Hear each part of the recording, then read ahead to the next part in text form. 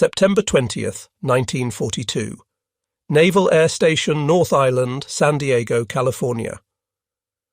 Lieutenant Commander Eddie Sanders gripped the control stick of a plane that should not exist in American hands, his palms sweating despite the cool morning air rolling off the Pacific. The instrument panel before him displayed characters in Japanese. The controls felt foreign. The entire cockpit smelled of oil and unfamiliar materials.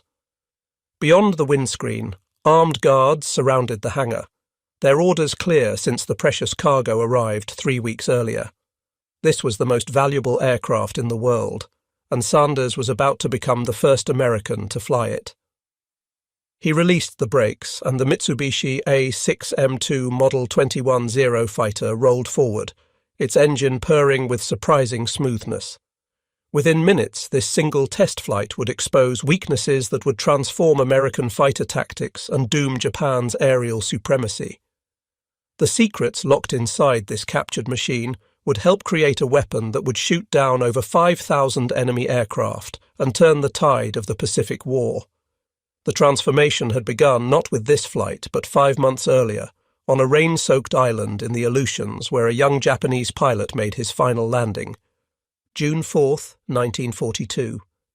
The same day, 300 miles to the east, American dive bombers were destroying 4 Japanese aircraft carriers at the Battle of Midway, forever changing the course of the Pacific War.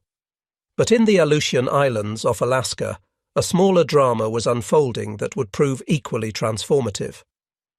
19-year-old Flight Petty Officer First Class Tadayoshi Koga launched his Zero fighter from the carrier Ryujo, part of a diversionary strike against the American base at Dutch Harbor. The morning mission went according to plan initially. Koga and his wingmen, Chief Petty Officer Makoto Endo and Petty Officer Tsuguo Shikada, attacked Dutch Harbor with devastating effect, shooting down an American PBY Catalina patrol bomber and strafing survivors in the water. The Zero performed exactly as designed, faster and more maneuverable than anything the Americans could field. Then a single bullet changed everything. Ground fire from Dutch Harbor, likely from a .50 caliber machine gun, struck Koga's aircraft, severing the oil return line. In an engine dependent on precise lubrication, this was a death sentence. Oil began spraying from the damaged line, and Koga knew he had perhaps 15 minutes before the engine seized completely. He radioed his flight commander about the damage and turned toward Akutan Island, 25 miles east of Dutch Harbor, designated by Japanese planners as an emergency landing site. A submarine waited offshore to rescue downed pilots. As Koga approached Akutan Island, he spotted what appeared to be a perfect emergency landing field, a long stretch of flat grassland half a mile inland from Broad Bight. His wingman circled above as Koga made his approach, landing gear extended for what should have been a routine wheels-down landing. Shikada, flying overhead, suddenly noticed water glistening between the grass stalks on his second pass. He realized with horror that the field was actually a bog, the grass concealing knee-deep mud and standing water. He tried to radio a warning, but it was too late. Koga was already committed to his landing. The Zero's wheels touched the grass at approximately 80 miles per hour. For a brief moment, the landing seemed successful. Then the main gear sank into the soft mud beneath the vegetation, catching with tremendous force. Physics took over. The lightweight fighter, its tail still travelling at landing speed, flipped completely over in a violent cartwheel. The aircraft slammed upside down into the bog with bone-crushing impact. The force snapped Koga's neck instantly, killing him before he could draw another breath. His body remained suspended by his seatbelt in the inverted cockpit, his service pistol and samurai sword still strapped to his waist, his flight suit still pristine, except for the precise medical taping wrapped around his torso from previous injuries.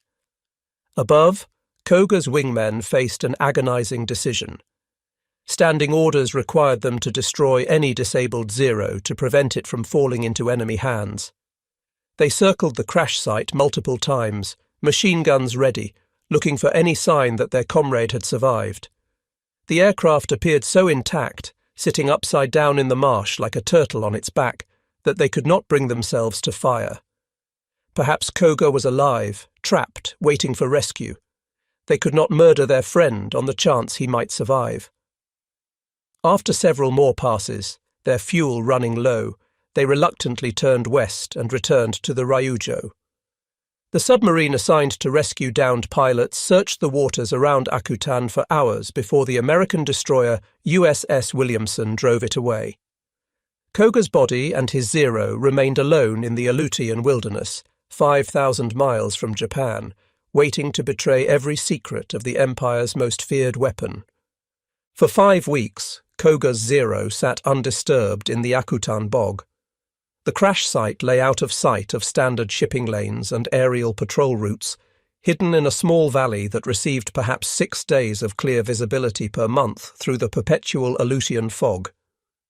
The aircraft carrier forces that might have searched for Koga had already retreated westward after the catastrophic defeat at Midway. The young pilot's fate became another casualty statistic in a war that was rapidly turning against Japan. Then, on July 10, 1942, an American PBY Catalina patrol bomber piloted by Lieutenant William Thies became lost. Navigation in the Aleutians was treacherous, with magnetic compasses unreliable near the Arctic Circle and landmarks obscured by near-constant fog. Thies had been navigating by dead reckoning when he spotted the Shumagin Islands through a break in the clouds. Recognizing his position, he corrected course for Dutch Harbour, choosing to fly directly over Akutan Island rather than around it to save time and fuel. Machinist mate Albert Knack, serving as plane captain, happened to glance down at precisely the right moment. Through a temporary gap in the fog, he spotted an unusual shape in the marsh below, something that did not belong in the Aleutian landscape. The bright red circles on the wings were unmistakable. Thies circled the site several times, noting the position carefully on his charts. The Zero appeared remarkably intact, a prize beyond imagination. He immediately returned to Dutch Harbour to report the discovery. Within hours, a recovery party landed near the crash site. What they found exceeded their wildest hopes. The Zero had landed in perhaps the only spot on Akutan Island where the bog was soft enough to cushion the impact while being firm enough to prevent the aircraft from sinking. The marsh had acted like a giant shock absorber, dissipating the force that would have shattered the airframe on solid ground.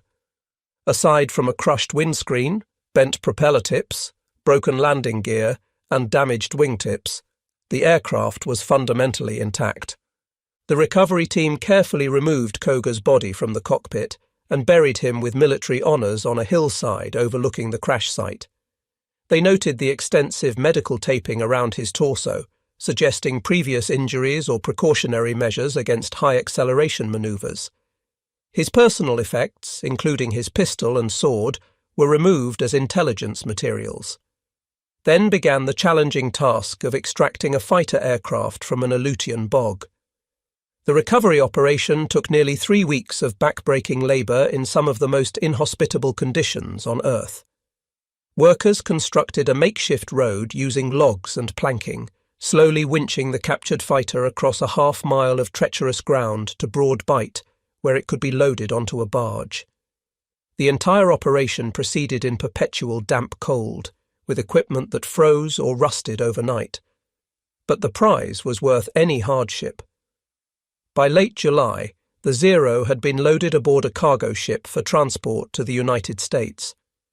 The vessel carrying history's most important captured aircraft departed the Aleutians in early August, sailing south through waters that just weeks earlier had been contested by Japanese and American fleets. The captured Zero arrived in Seattle on August 1, 1942, transferred immediately to a barge for the journey to Naval Air Station North Island near San Diego. The aircraft reached San Diego in mid-August, where it was unloaded under heavy guard and moved to a secure hangar. 24-hour military police protection ensured no souvenir hunters could damage the invaluable prize. Word of the capture spread through Navy aviation circles with electric excitement. For the first time since the Zero's devastating debut at Pearl Harbor, American engineers and pilots would have the opportunity to examine the legendary fighter in detail. Navy Captain William Leonard, who would later command a carrier division in the Pacific, called it a treasure that unlocked so many secrets at a time when the need was so great. Marine Lieutenant Colonel Kenneth Walsh, who would survive the war as an ace with 21 kills, would later state that knowing what to do with a Zero on his tail, information that came directly from studying Koga's aircraft, saved his life several times. The race was on to restore the Zero to flying condition as quickly as possible. Every day the aircraft remained grounded was another day American pilots faced an enemy they did not fully understand. The restoration team worked around the clock, carefully documenting every detail of the aircraft's construction while simultaneously repairing the crash damage. The work proceeded with astonishing speed, driven by urgency and the recognition that this single aircraft might hold the keys to winning the air war in the Pacific. The restoration revealed immediate insights into Japanese design philosophy. The Zero was built like a precision watch, one engineer noted, with flush rivets throughout the airframe and guns mounted flush with the wing surfaces to minimize drag. Every component was designed for minimum weight and maximum efficiency. The instrument panel displayed remarkable simplicity, with no superfluities to distract the pilot, just essential gauges arranged for instant readability. Inspection panels could be opened by simply pushing on marked spots with a finger, releasing internal latches. The entire aircraft could be disassembled and reassembled using minimal tools, a crucial advantage for field maintenance on primitive island bases. The team discovered that the Zero weighed between 5,300 and 6,165 pounds fully loaded, depending on ammunition, fuel load and configuration, roughly 2,000 pounds lighter than the American F6F Wildcat. This extraordinary weight savings came from multiple sources. The Zero lacked armor protection for the pilot, relying instead on superior maneuverability to avoid being hit. The fuel tanks were not self-sealing, trading safety for reduced weight and increased capacity. The airframe itself used minimum structural material, just enough strength for the anticipated loads with no safety margin. The Zero was fundamentally a different design philosophy than American fighters. Where American aircraft prioritized pilot protection and structural ruggedness, accepting weight penalties for survivability, the Zero sacrificed protection for performance. It was a fighter designed to win through superior agility rather than absorbing punishment. The captured aircraft revealed other secrets. The engine, a 14-cylinder Nakajima Sakai radial producing approximately 950 horsepower, used a float-type carburetor that would prove significant in combat. The wings folded for carrier storage, using a simple manual mechanism requiring no hydraulic systems. The control surfaces were fabric covered over metal frames to minimize weight. Most remarkably, the armament package was formidable for such a lightweight aircraft, two 7.7mm machine guns firing through the propeller arc and two 20mm cannons mounted in the wings. By September 20th, just 41 days after arriving in San Diego, the Zero was ready to fly. The restoration team had replaced the crushed windscreen, straightened the vertical stabilizer and rudder, repaired the wingtips and flaps, and completely rebuilt the landing gear that had been sheared off in the crash. The original three-blade Sumitomo propeller was carefully dressed and reused. The captured aircraft was repainted, the red Japanese Hinomaru roundels covered with American blue circle and white star insignia. It looked like an American aircraft wearing Japanese clothes. Lieutenant Commander Eddie Sanders, selected as chief test pilot for the project, had spent the previous week studying every aspect of the Zero while mechanics completed the restoration. He sat in the cockpit for hours, familiarizing himself with the Japanese instruments, memorizing the control layout, preparing mentally for a flight unlike any he had attempted. Sanders was an experienced test pilot, but he was about to fly an enemy aircraft whose flight characteristics could only be guessed from intelligence reports and combat observations. If those reports were accurate, the Zero was faster, climbed better, and turned tighter than any American fighter. If those reports were wrong, or if the captured aircraft had hidden damage, Sanders might not survive the first flight.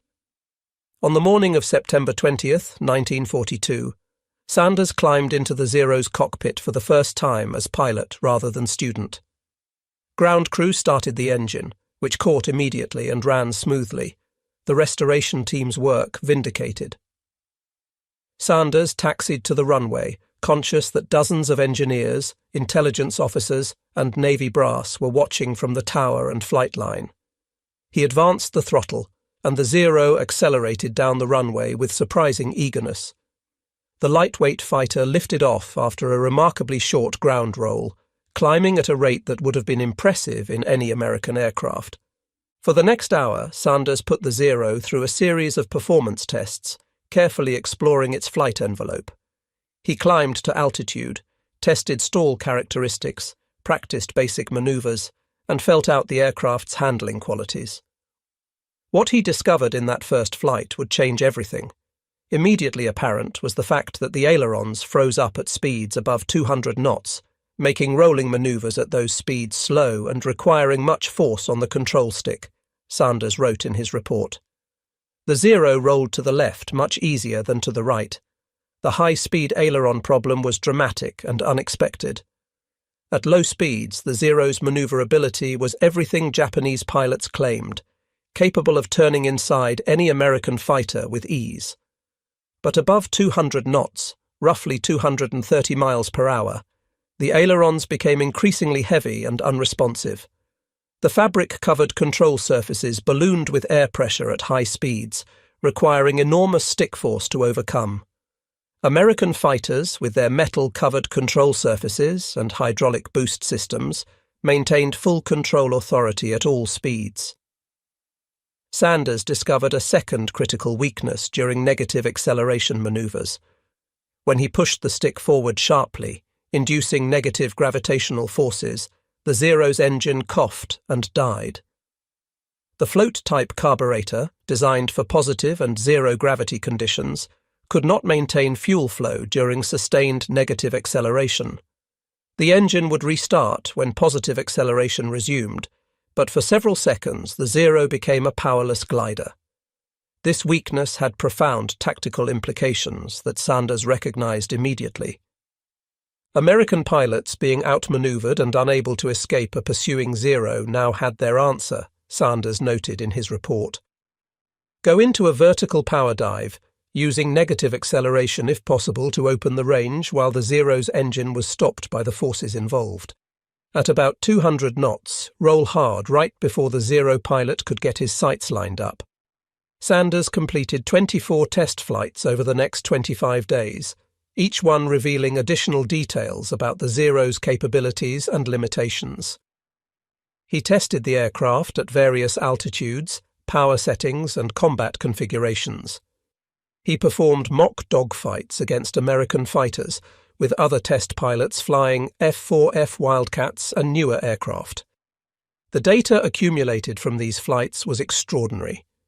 The Zero's maximum speed was slightly less than the F6F Wildcat, contrary to combat reports suggesting the Japanese fighter was faster.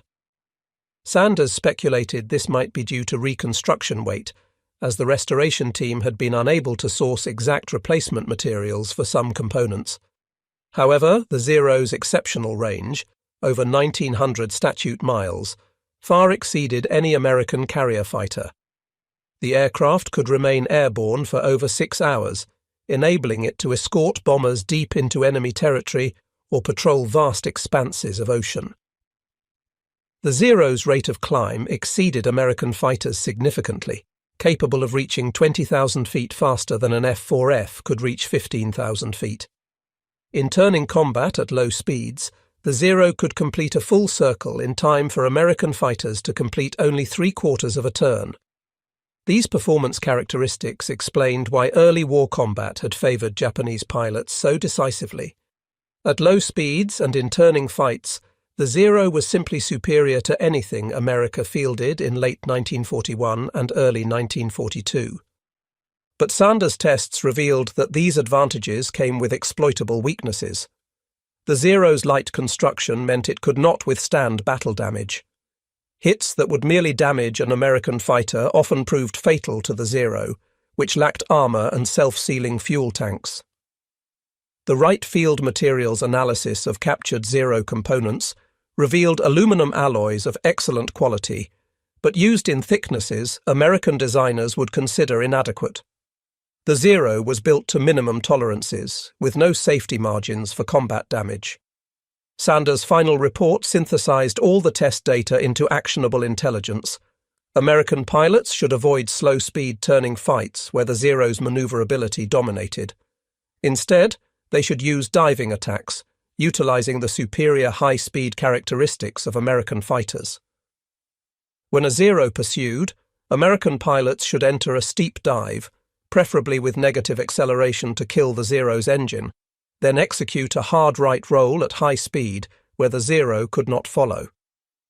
American fighters should use their superior armor and firepower to absorb hits while delivering devastating bursts that would destroy the fragile Zero. Team tactics should replace individual dogfighting, with wingmen covering each other and using coordinated attacks to negate the Zero's turning advantage. These recommendations were compiled and distributed throughout the fleet with unprecedented speed. Pilots preparing for combat received detailed briefings on the Zero's characteristics and how to exploit its weaknesses. The information was incorporated into training programs, with instructors teaching the high-speed dive and hard right roll technique to every new pilot. Combat veterans who had survived early encounters with Zeros suddenly understood what they had been fighting and how to win. The impact on pilot morale was profound. For 8 months, American naval aviators had faced an aircraft that seemed invincible, capable of outturning and outclimbing anything they flew. Pilots had developed a healthy respect for the Zero that bordered on fear. The official American tactic when jumped by Zeros had been simply to run away, a humiliating admission of inferiority. Now, for the first time, American pilots had concrete knowledge of how to fight the Zero and win. The mystique surrounding the Japanese fighter began to crumble. It was still a formidable opponent, but it was no longer invincible. It had weaknesses, and American pilots now knew exactly what those weaknesses were and how to exploit them. But the Akutan Zero's greatest contribution was not to tactical doctrine. It was to aircraft design, specifically to a fighter that was already under development when Koga crashed in the Aleutians.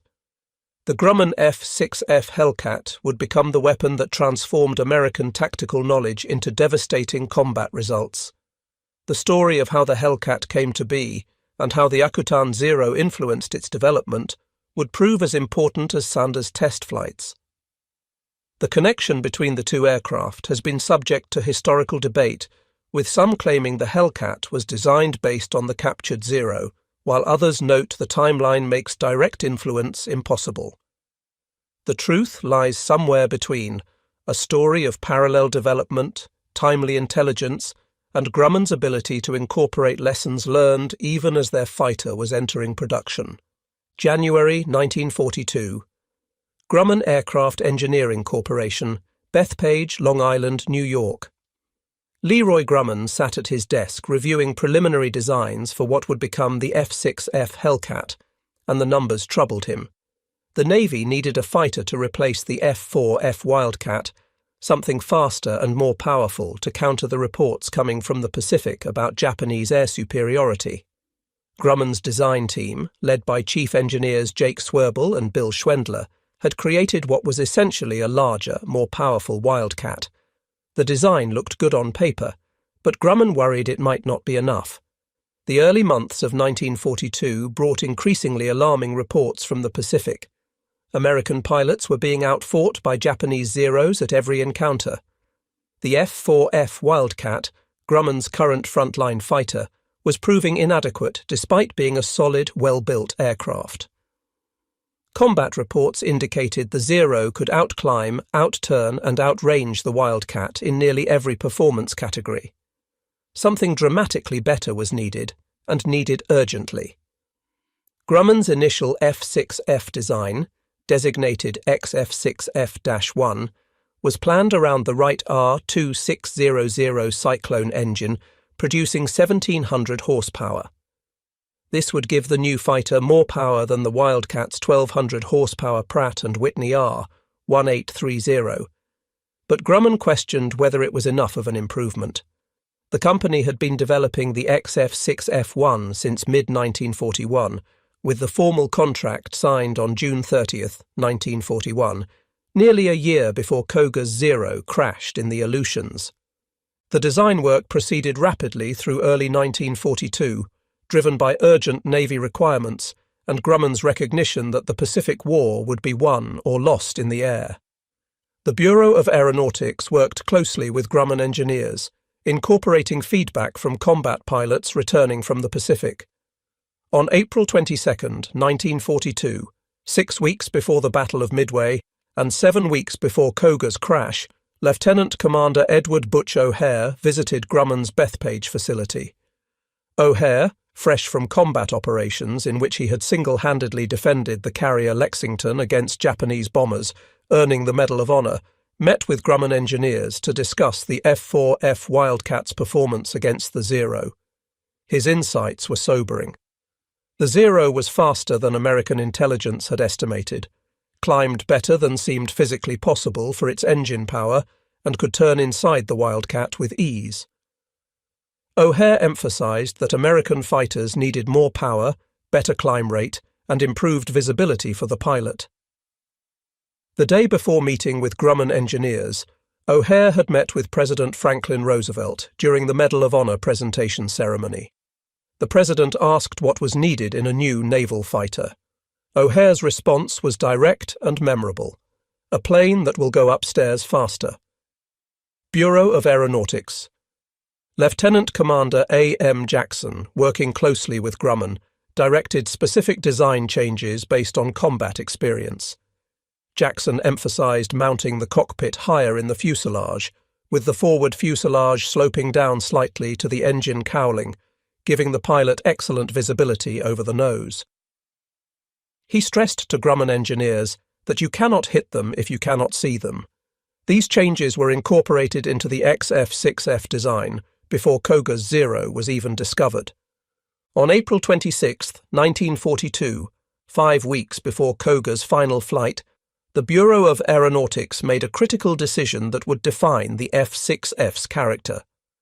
Based on combat accounts from the Pacific and O'Hare's recommendations, BUAER directed Grumman to install a more powerful engine in the second XF6F prototype.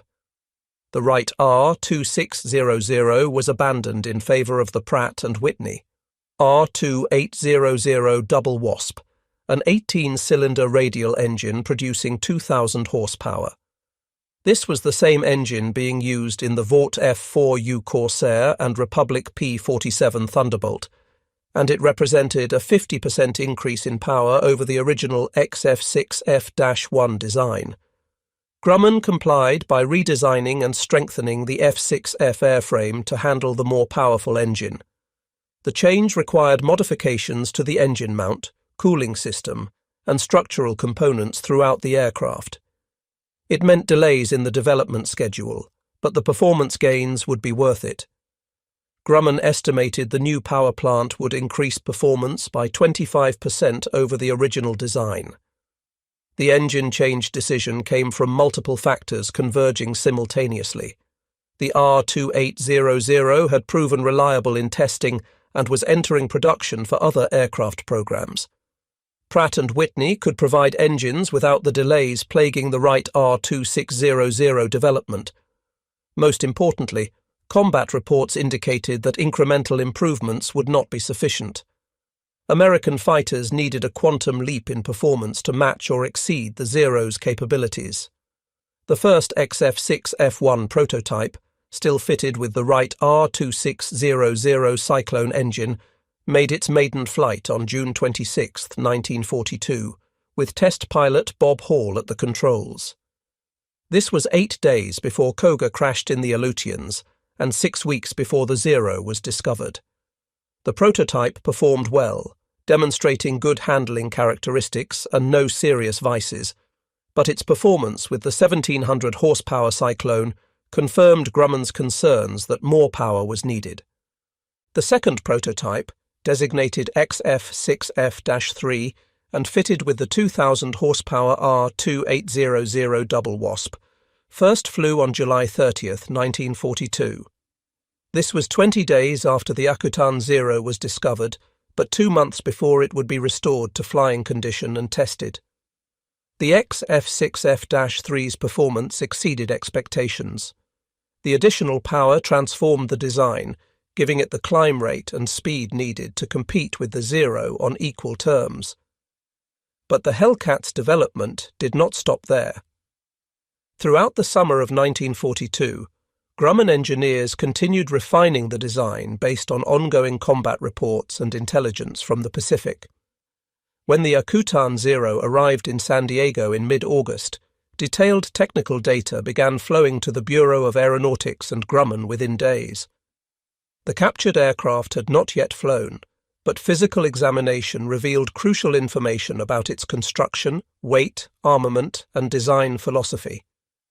This intelligence arrived at a critical moment in the F6F's development. The basic design was set, the engine selected, and the first prototypes flying. But production had not yet begun, meaning changes could still be incorporated relatively easily.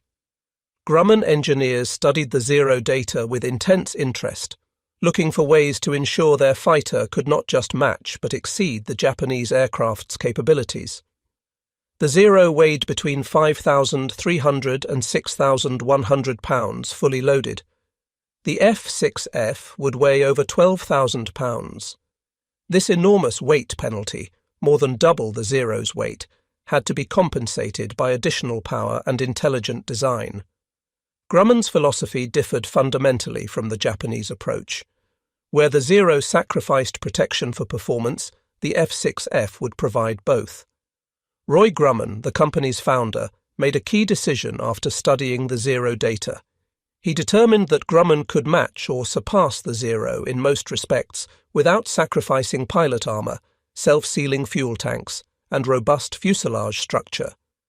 The F6F would compensate for the extra weight with additional power from the R2800 engine. This decision shaped everything that followed. The F6F would be built tough, capable of absorbing battle damage that would destroy a Zero. It would protect its pilot with armor plate behind the seat and bulletproof windscreen. It would carry self-sealing fuel tanks that could take hits without catastrophic fires. It would have redundant systems and robust structure capable of withstanding hard carrier landings and combat damage. The weight penalty would be overcome by raw power and intelligent design that made the most of available performance. The data from the Akutan Zero, combined with combat reports and Sanders test flights in September and October, influenced specific design decisions as the F6F moved toward production. The F6F's wings were designed for high-speed performance, using a different airfoil and control surface design than the Wildcat. The ailerons were hydraulically boosted and metal-covered, ensuring full control authority at all speeds. This directly addressed the high-speed aileron problems Sanders discovered in the captured Zero. The F6F would be able to roll effectively at speeds where the Zero's controls locked up. The F6F's fuel system used a pressure carburetor rather than the float type used in the Zero. This ensured the engine would continue running under negative acceleration, eliminating the weakness Sanders had exploited in his test flights. An F6F pilot could dive away from a pursuing Zero without his engine quitting at the crucial moment. The F6F structure was designed to handle 9G positive and 6G negative acceleration, far exceeding the Zero's structural limits. This meant F6F pilots could use aggressive maneuvers without fear of structural failure, while Zeros attempting to follow would risk breaking up. The armament package was increased to 650 caliber machine guns compared to the Wildcat's 4. Later versions would offer the option of 220mm cannons and 450 caliber guns. The concentrated firepower could destroy the lightly built Zero with short bursts, while the F6F's armoured structure could absorb return fire. Visibility from the cockpit was exceptional, with the raised pilot position providing clear views in all directions. This addressed Jackson's emphasis that pilots could not shoot what they could not see. The design incorporated lessons from the Thatch weave and other defensive tactics, recognizing that visibility was crucial for mutual support between wingmen. On October 3, 1942, the first production F6F-3 made its maiden flight, just 2 weeks after Sanders completed his initial test flights in the Akutan 0. The timing was not coincidental. Production had been deliberately delayed until engineers could incorporate the latest intelligence. The myth that the F6F was designed based on the Akutan 0 is demonstrably false, given that the basic design predated Koga's crash and the engine change decision came before the 0 was even discovered. But the timing allowed Grumman to refine the F6F's final configuration based on knowledge gained from the captured aircraft, incorporating tactical lessons before production ramped up. The first production F6F-3S began reaching fleet squadrons in early 1943. Fighting Squadron 9 received the first operational Hellcats in February 1943, embarking on the carrier Essex for training and workup. The pilot's reaction to the new fighter was enthusiastic. After months of fighting in F4F Wildcats, struggling against superior Japanese aircraft, the F6F felt like a quantum leap in capability. It was faster, climbed better, had more firepower, better visibility, and felt solid in a way the Wildcat never had. Pilots quickly discovered the F6F was remarkably easy to fly. Grumman had designed it specifically to be operated by relatively inexperienced pilots fresh from training, recognizing that wartime expansion would flood the fleet with newly minted aviators. The F6F had no bad habits, no tricky characteristics that could kill an unwary pilot. It was stable, predictable, and forgiving of mistakes. Carrier landings, the most challenging aspect of naval aviation, were straightforward in the Hellcat. The robust landing gear absorbed hard impacts that would have collapsed lesser aircraft. The visibility allowed pilots to precisely judge their approach. The controls remained responsive at the low speeds required for carrier approaches. Production ramped up with astonishing speed. Grumman built a new factory at Bethpage specifically for F6F production, with the first aircraft rolling off the line before the factory buildings were even completed. At peak production in 1944, Grumman produced 644 aircraft in a single month, 1 Hellcat per hour, an aircraft production record never equalled. The scale was staggering. Each F6F required approximately 20,000 individual parts sourced from hundreds of subcontractors. The Pratt & Whitney engines were built in 3 separate factories and shipped to Bethpage for installation. Grumman coordinated this industrial symphony with precision that amazed observers. Much of the credit went to Jake Swerble, Grumman's production genius, who organized the workflow and supply chain with unprecedented efficiency. Many Grumman workers had never built aircraft before, yet they produced the most successful carrier fighter of the war. Between the first production flight in October 1942 and the end of the war in November 1945, a span of approximately 37 months, Grumman would produce 12,275 F6F Hellcats from a single factory complex. The F6F made its combat debut on August 31, 1943, 15 months after the Akutan 0 was discovered and 11 months after Sanders' first test flight. Aircraft from fighting squadrons. 5 and 9, operating from carriers Yorktown and Independence, attacked Marcus Island as part of a carrier raid. The mission was an overwhelming success. No Japanese fighters managed to get airborne, and several were destroyed on the ground. 2 Hellcats were lost to anti-aircraft fire, but in air-to-air combat, the F6F demonstrated immediate superiority. Over the following months, the F6F became the standard fighter on American fleet carriers, gradually replacing the F4F Wildcat on the large carriers, while Wildcats continued serving on smaller escort carriers. By early 1944, the Hellcat equipped 15 carrier fighter squadrons and was rapidly becoming the dominant American naval fighter in the Pacific. The tactical lessons learned from the Akutan Zero were incorporated into every aspect of F6F operations.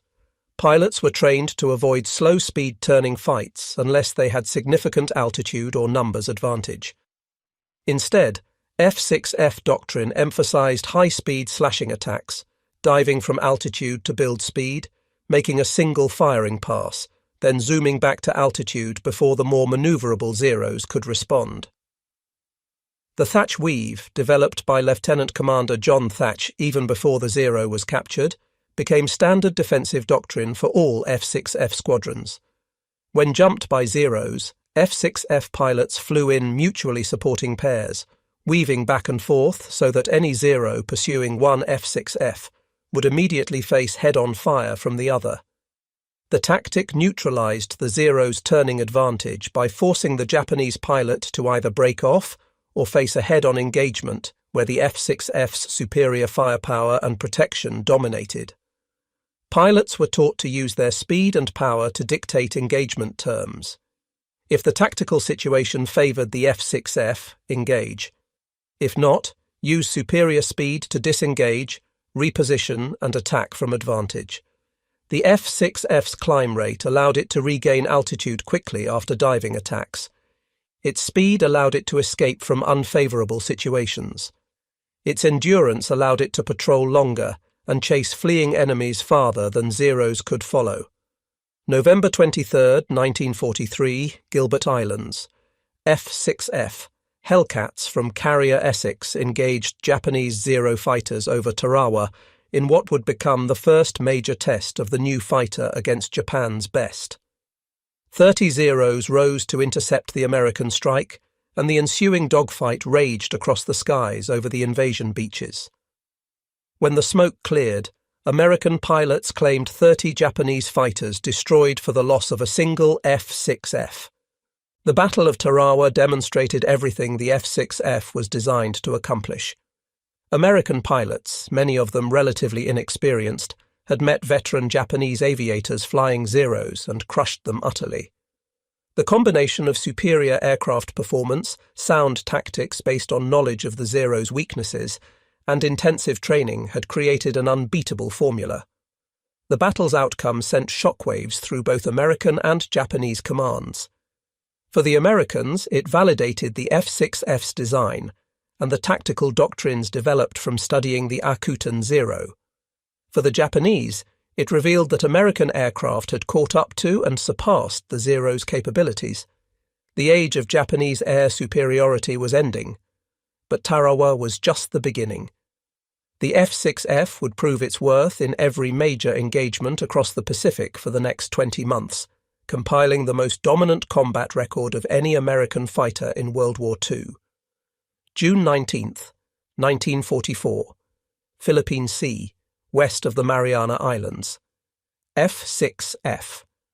Hellcats from 15 American aircraft carriers, 7 large fleet carriers and 8 light carriers of Task Force 58, prepared to face the largest Japanese carrier aviation force assembled since the Battle of Midway 2 years earlier. The Japanese had 9 aircraft carriers and sent wave after wave of aircraft to destroy the American invasion fleet attacking Saipan. What followed became known as the Great Marianas Turkey Shoot, the most one-sided aerial battle in naval history. The first Japanese strike, 69 aircraft, lost 42 planes before reaching the American fleet. The remaining 27 that penetrated to the carriers accomplished nothing while facing a storm of anti-aircraft fire and swarming F6Fs. The second wave, 107 Japanese aircraft, lost 97 before they could even attack. Japanese carrier aviation was being systematically destroyed. Throughout the day, Japanese carriers launched 370 aircraft in multiple strikes. Only 130 returned. The F6F Hellcats, flying combat air patrol over the American fleet and hunting Japanese strike groups, shot down the vast majority. American losses totaled 23 to 30 aircraft, with many pilots rescued from the ocean. The strategic impact was catastrophic for Japan. The carrier air groups, painstakingly rebuilt after the losses at Midway, were annihilated. The experienced pilots who had trained the current generation were dead. The aircraft that had been hoarded for the decisive battle were gone. Japanese naval aviation would never recover from this single day's losses. The Battle of the Philippine Sea demonstrated the F6F operating at peak effectiveness. The aircraft's exceptional endurance allowed continuous combat air patrols over the fleet. Its climb rate ensured F6Fs could intercept incoming strikes at optimal altitude. Its speed allowed pursuit of fleeing Japanese aircraft. Its firepower and protection meant that in any head-to-head engagement, the F6F held overwhelming advantage. But perhaps most importantly, the F6F's easy handling meant that even relatively inexperienced American pilots could operate the aircraft effectively in combat. By mid-1944, the United States was producing pilots far faster than Japan, and the F6F allowed these new aviators to be thrown into combat with confidence they could survive and succeed. Japanese pilots, by contrast, were receiving increasingly abbreviated training as fuel shortages and instructor losses mounted. By late 1944, Japanese pilots were entering combat with perhaps one-third the flight hours American pilots received. The experience differential, combined with the F6F's technical superiority, created a death spiral for Japanese aviation.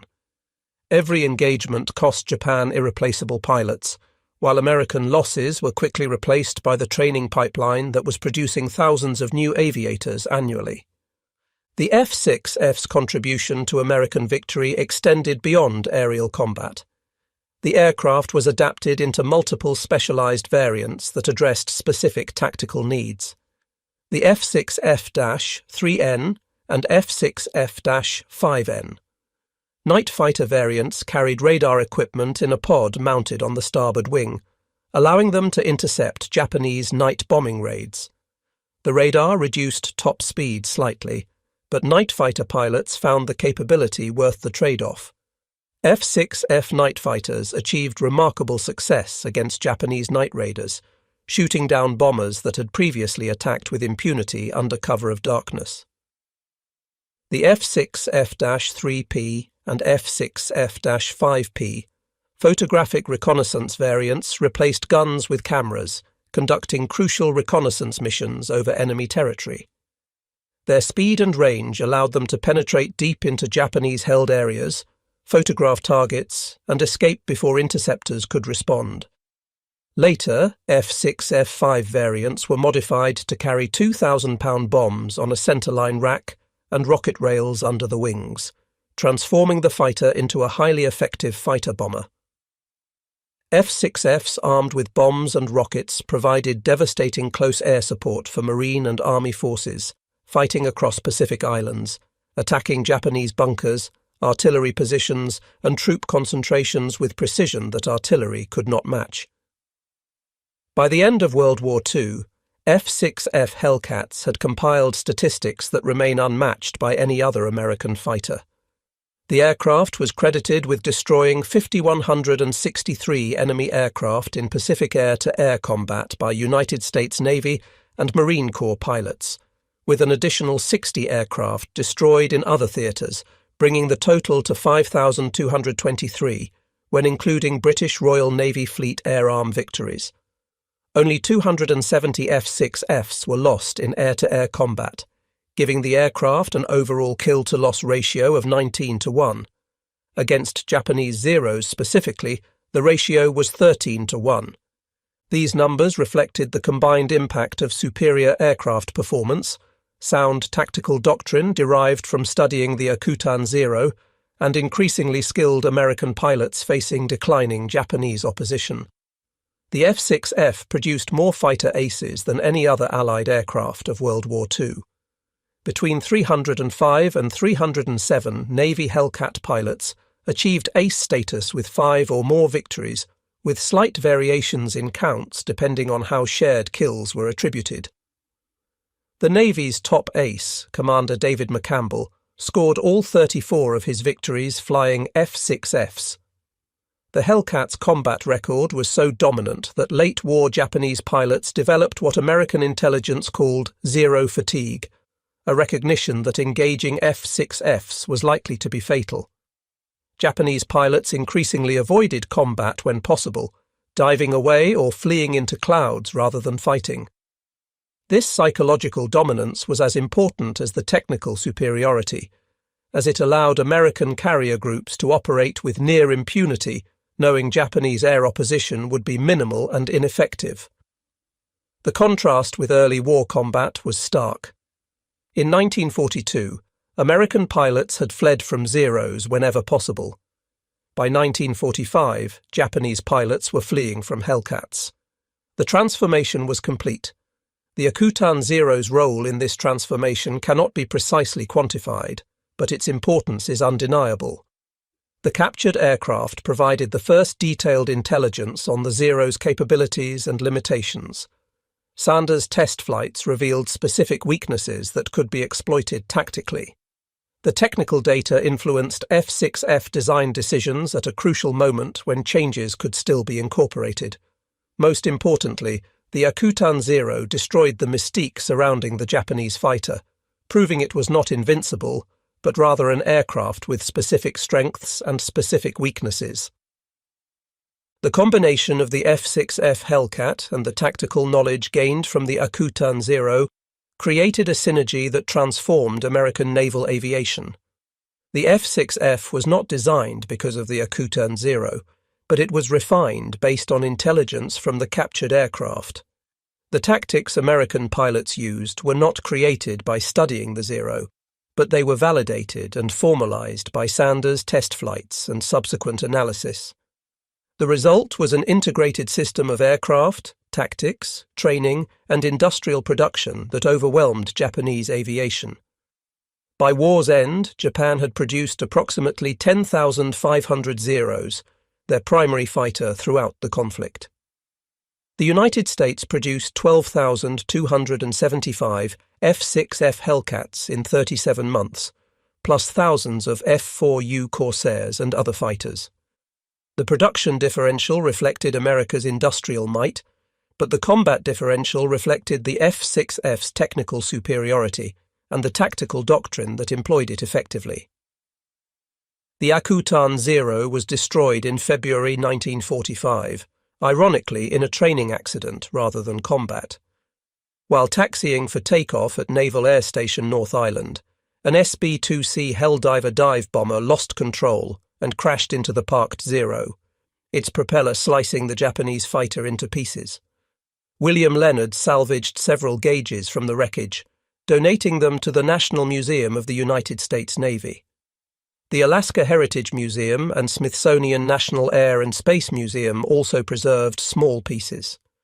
The physical aircraft was gone, but its legacy lived on in every F6F that flew combat missions, in every American pilot who knew the Zero's weaknesses, in every tactical manual that incorporated lessons learned from Sanders' test flights.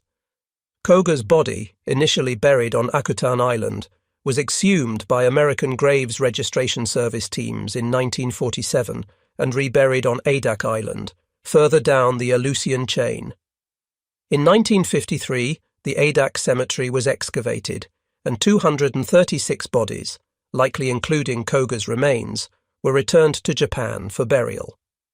The young pilot who died at age 19 became an unwitting contributor to Japan's defeat, his perfectly preserved aircraft revealing secrets that would doom thousands of his countrymen. The historical debate about the Akutan Zero's importance continues. Some historians argue it was the single most important intelligence capture of the Pacific War, more valuable than code-breaking or any other source. Others contend that American victory was inevitable regardless, and the Zero's capture merely accelerated trends already underway. Japanese historian and Air Self-Defense Force Lieutenant General Masatake Okumiya, who flew as a staff officer in most major Pacific carrier battles, stated that the acquisition of the Akutan Zero was no less serious than the Japanese defeat at Midway. The Zero's secrets being revealed to American engineers and test pilots represented a catastrophic intelligence failure whose consequences rippled throughout the remaining war years. Fighter ace William Leonard called the captured Zero, a treasure that unlocked so many secrets at a time when the need was so great. Marine ace Kenneth Walsh credited intelligence from Koga's Zero with saving his life several times, the tactical knowledge allowing him to survive early encounters that might otherwise have been fatal. The truth likely incorporates elements of all these perspectives. The Akutan Zero was not solely responsible for American victory, which rested on industrial capacity, code-breaking, submarine warfare, and numerous other factors. But it was a crucial piece of the puzzle, arriving at exactly the right moment to influence aircraft design decisions and tactical doctrine development. Without the Akutan Zero, the F6F would still have been an excellent fighter, American industry would still have overwhelmed Japan's production, and American victory would likely have been achieved.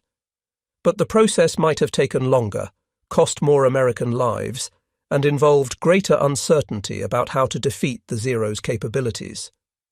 The 19-to-1 kill ratio represented the culmination of multiple factors converging perfectly. Superior aircraft design that prioritized both performance and pilot protection. Tactical doctrine derived from studying the enemy's capabilities and weaknesses. Training that prepared pilots for the realities of combat. Industrial production that ensured numerical superiority. And crucially, detailed intelligence about the enemy's primary weapon gained from a single nearly intact example captured by chance in the Aleutian wilderness. American servicemen who flew F6F Hellcats during the war gathered at various reunions over the decades following World War II. Many were F6F Hellcat pilots who had dominated the skies over the Pacific, now sharing their memories and honouring fallen comrades. The speakers at these gatherings repeatedly referenced the Akutan Zero and the intelligence it provided. They spoke of how knowing the Zero's weaknesses had given them confidence in combat. They described using the high-speed dive and hard right roll technique Sanders had discovered. They explained how the F6F's design incorporated lessons learned from the captured Japanese fighter. Veterans consistently emphasized a common theme. "We were told the Zero was invincible," one former fighter ace explained. "We believed it because we had seen what it could do to our aircraft in early combat. Then we learned its secrets from the captured plane in Alaska. We learned it could not roll at high speed. We learned its engine quit under negative acceleration. We learned it was fragile and would burn if hit. And suddenly it was no longer invincible.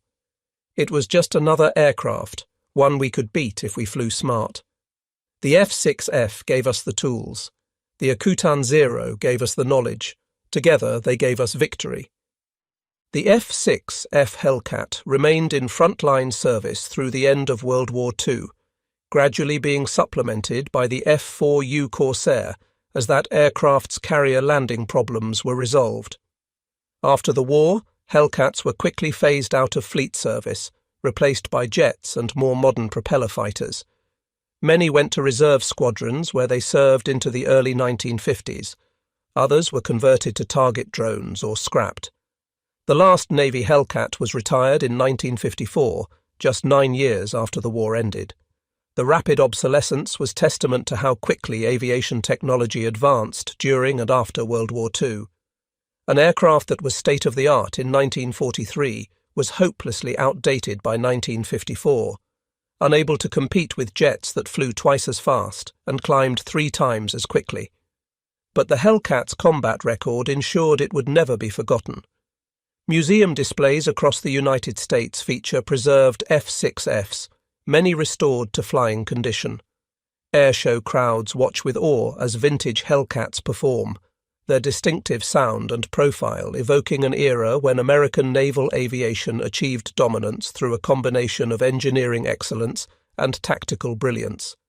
Approximately 70 F6F Hellcats survive in museums and private collections worldwide. 7 remain airworthy, all based in the United States, regularly flown at air shows and commemorative events. Each flight is a reminder of the 12,000 aircraft that rolled off Grumman's assembly lines, the 34,000 pilots who flew them in combat, and the 5,000 enemy aircraft they destroyed. The Akutan Zero itself lives on only in fragments scattered across museums and in thousands of pages of test reports and intelligence analyses archived in the National Archives. But its impact on the Pacific War far exceeded its physical presence. A single aircraft, captured by chance, tested for a few months and destroyed in an accident, contributed to American victory in ways that can never be precisely measured, but can never be dismissed. Lieutenant Commander Eddie Sanders, the test pilot who first flew the Akutan Zero, lived to see the F6F's combat success. He continued serving in various aviation test and evaluation roles throughout the war, contributing to development programs for multiple aircraft types. After the war, he retired from the Navy and worked in aerospace industry, his expertise in aircraft testing valuable in the rapid technological advancement of the post-war era. He passed away in the 1970s, having witnessed the complete transformation of naval aviation from propeller fighters to supersonic jets. Sanders rarely spoke publicly about his role in testing the Akutan Zero, considering it simply one assignment among many in a career devoted to naval aviation. But those who served with him recognized the importance of his work. His careful test flights, detailed reports, and analytical insights had contributed directly to American tactical doctrine and indirectly to F6F design decisions. He was a quiet professional who did his job superbly at a moment when it mattered most. The broader lesson from the Akutan Zero and F6F Hellcat story extends beyond World War II. Modern military forces spend billions on intelligence gathering, technical analysis, and threat assessment because the Akutan Zero example proved how valuable detailed knowledge of enemy capabilities can be. Every captured enemy aircraft, every defector who brings technical information, every intelligence source that reveals enemy weaknesses is potentially another Akutan Zero, a key that unlocks tactical and technological advantages. Understanding your enemy's capabilities and limitations can mean the difference between victory and defeat. A single piece of hardware, properly analyzed and exploited, can influence the design of weapons systems, the development of tactics, and the outcome of battles. The Akutan Zero arrived at precisely the moment when it could influence F6F development. Sanders's test flights revealed weaknesses at exactly the time when pilots needed confidence to face the Zero. The tactical lessons were distributed when training programs could incorporate them. A year earlier or later, the impact might have been minimal. The timing was perfect, and America exploited it fully. The Zero in 1942 was arguably the world's best carrier fighter, superior in many respects to anything America fielded. But America's ability to produce thousands of F6Fs, train tens of thousands of pilots, and sustain combat operations across an ocean gave it advantages the Zero's technical excellence could not overcome. Quality matters, but quantity has a quality of its own, especially when combined with tactical intelligence and sound doctrine. The F6F Hellcat and the Akutan Zero represent two sides of this equation. The Hellcat was the product of American industrial might, engineering skill, and tactical intelligence synthesis. The Akutan Zero was fortune's gift to American intelligence, a stroke of luck that revealed crucial information about the enemy's capabilities.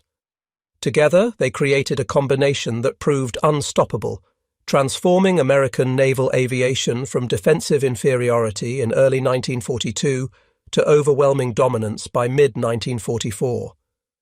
The young Japanese pilot who died in an Aleutian bog could not have known that his perfectly preserved fighter would contribute to his nation's defeat. His wingmen, hoping he survived, could not have known that their mercy in not destroying his aircraft would doom thousands of their comrades. The American salvage crews struggling in that Alaskan marsh could not have known they were recovering the key to air superiority in the Pacific. And Eddie Sanders, taxiing that captured Zero for its first American flight, could not have fully appreciated that his test flights would influence a fighter that would help win the war. But history is made by such moments, when chance and preparation intersect, when fortune favours those ready to exploit it, when a single piece of intelligence arrives at exactly the right time to influence events far beyond its apparent significance. The Akutan Zero was such a moment, and the F6F Hellcat was its legacy. One captured aircraft, one skilled test pilot, one moment in time when intelligence, design and tactical doctrine converged to create a weapons system that achieved a 19-to-1 kill ratio and swept Japanese aviation from Pacific skies. The transformation of American naval aviation from underdog to dominant force happened through the convergence of industrial capacity, engineering excellence, skilled pilots and intelligence. The Akutan Zero revealed that the seemingly invincible Japanese fighter had exploitable weaknesses. The F6F Hellcat was designed and employed to exploit those weaknesses ruthlessly. When American pilots took F6F Hellcats into combat, they carried with them not just superior technology but superior knowledge. They knew the Zero's weaknesses because Eddie Sanders had discovered them. They knew how to exploit those weaknesses because tactical doctrine had been rewritten based on Sanders' test flights. They knew they could win because the mystique of Japanese invincibility had been shattered by hard data from the captured aircraft. The 19-to-1 kill ratio was the inevitable result, a testament to what can be achieved when chance provides opportunity and skill transforms that opportunity into overwhelming advantage.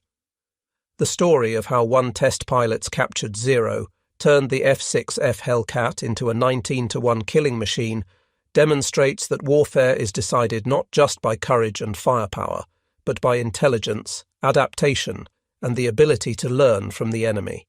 The F6F Hellcat and the Akutan Zero together wrote a chapter in aviation history that continues to resonate 8 decades later, proof that sometimes the greatest victories come not through destruction, but through understanding.